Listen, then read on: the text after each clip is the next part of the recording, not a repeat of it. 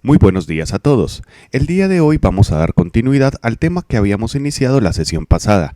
En aquella ocasión habíamos alcanzado a revisar las proporciones de la figura humana masculina de un adulto ideal en las vistas frontal, lateral y posterior.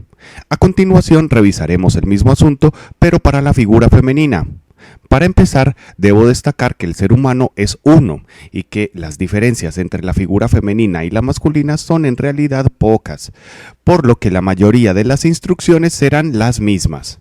Así entonces, lo primero que vamos a hacer es una serie de guías para revisar las proporciones, que desde luego también seguirán el canon de 8 cabezas, y haremos 3 ejes centrales bien distribuidos para las vistas frontal, lateral y posterior. Es importante resaltar que las vistas frontal y posterior deben procurar la mayor simetría posible. En la cabeza 1 vamos a dibujar la cabeza. Para ello dividimos esta unidad en tercios. En los dos primeros tercios dibujamos un círculo que será el cráneo y en el tercer tercio dibujamos el maxilar.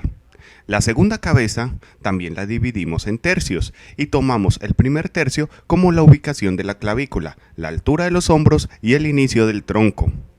A la altura de la cabeza 4 dibujamos la cadera con una forma pentagonal parecida a un diamante. Es importante tener en cuenta que debemos proyectar que en la figura femenina la cadera es más amplia que el tórax, mientras que en la figura masculina era al revés, por lo que esta cadera la haremos algo más amplia.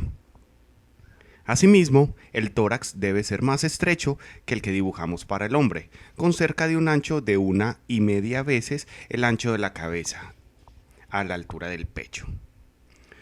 Una diferencia significativa en esta figura es que el tórax y la cadera no tienen continuidad como en la figura masculina, sino que en esta la estructura de la cadera queda más ancha y resalta de la base de la cintura. Luego dibujamos los hombros, que parten del primer tercio de la cabeza 2 hacia abajo. Se dibujan un poco más pequeños que en la figura masculina y un poco más sumergidos en el tórax, pero no mucho. Luego dibujamos la clavícula con un par de sutiles diagonales que descienden hacia el centro del pecho. Dibujamos los pies juntos en la base de la cabeza 8, con una altura de media cabeza, y unimos la cadera y los tobillos con unas líneas guías.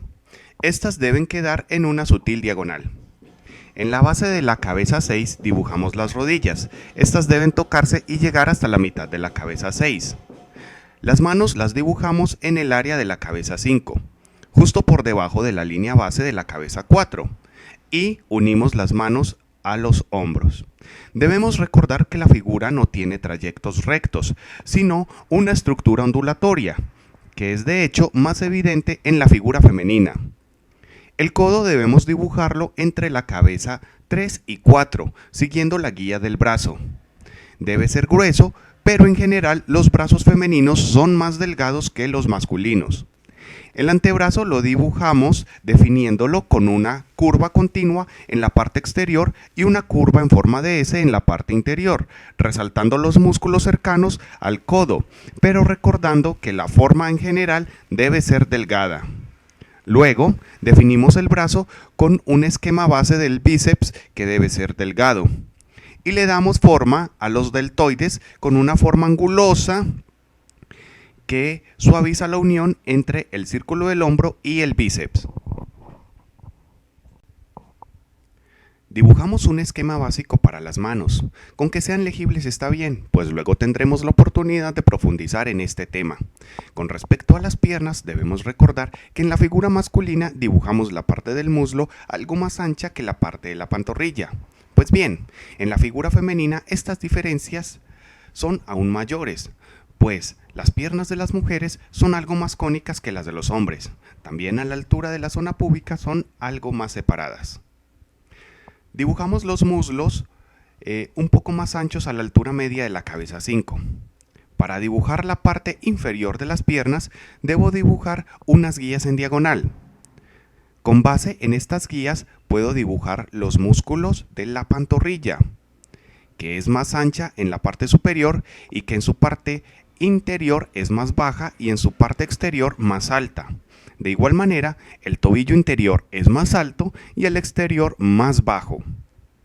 La forma sobresaliente de la estructura de la cadera nos servirá nos servirá ahora para dibujar la cresta ilíaca, la cual es notoria en las mujeres. Y luego redondeamos un poco la forma para definir la cintura.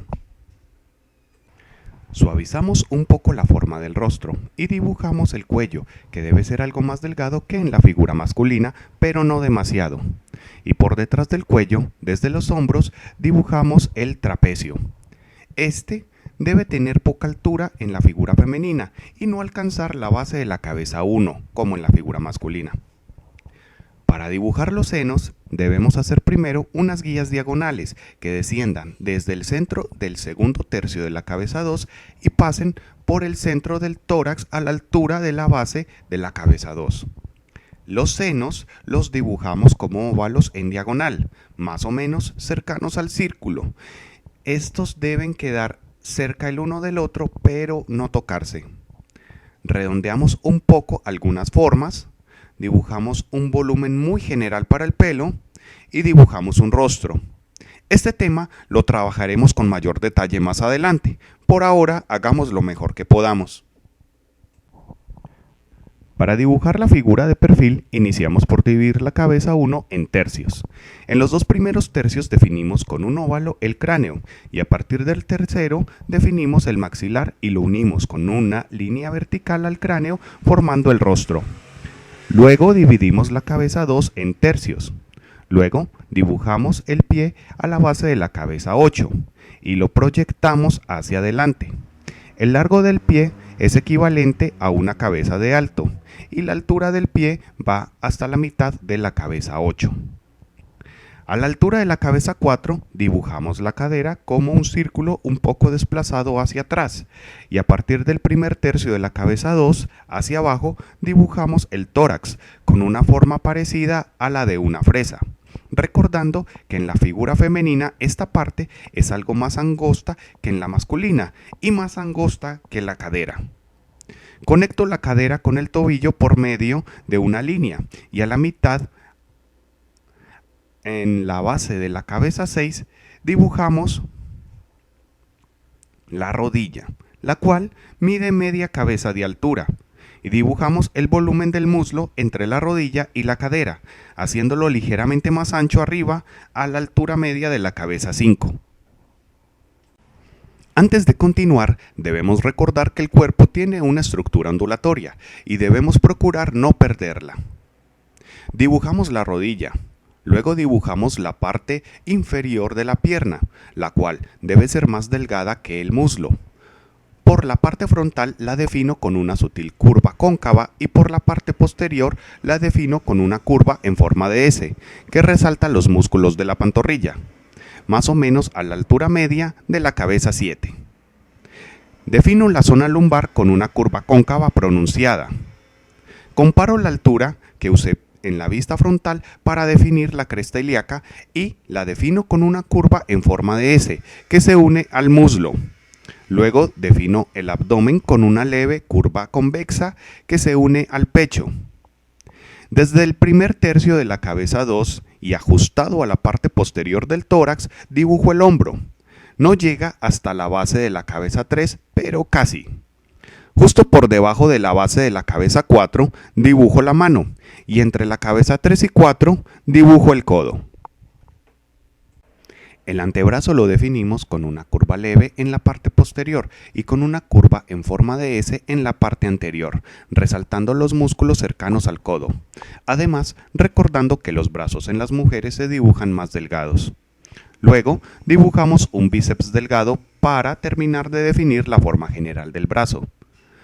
Dibujamos un cuello ligeramente delgado, bien centrado a la cabeza con una ligera diagonal, proyectándose hacia el hombro, y dibujamos un pequeño trapecio.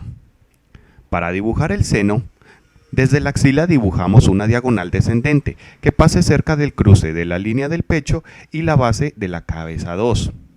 Y el seno como tal lo dibujamos como un óvalo ajustado a esta diagonal.